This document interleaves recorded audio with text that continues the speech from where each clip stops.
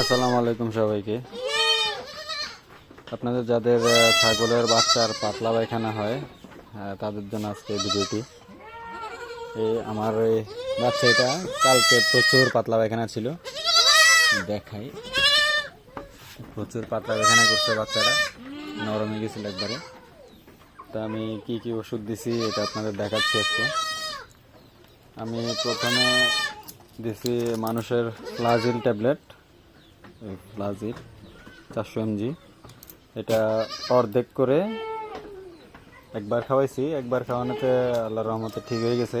আর যদি আপনাদের না থামে বেশি থাকে তাহলে দিনে 2বার দিবেন। দিনে দেওয়ার পর তারপরে আরেকটা স্যালাইন আছে, এই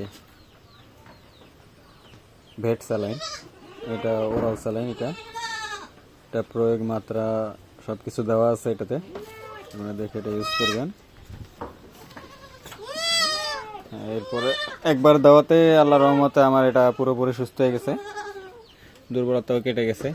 আমি আরেকটা কাজ করছি, এই যে এর পায়খানা করার কারণে যে ভরে গেছিল জায়গাটা, মাঝে মধ্যে এগুলো শুকায় যায়, শুকিয়ে যাওয়ার পরে ধুইলে আর উঠে না। তা আমি কি করছি, কেচি দিয়ে এর পশমগুলো সবগুলো কেটে ফেলে দিছি, যেখানে লাগছিল পায়খানাগুলো যেখানে লেগেছিল সেগুলো সব কেটে পরিষ্কার করে দিয়েছি। এখন মাশাআল্লাহ সুস্থ আছে। তো আপনাদের যাদের এরকম সমস্যা আছে তারা ওই ওষুধগুলো প্রয়োগ করতে পারেন। আলহামদুলিল্লাহ একবার ওষুধ প্রয়োগ করার পরেই আমারটা ঠিক হয়েছে। আসসালামু আলাইকুম সবাইকে।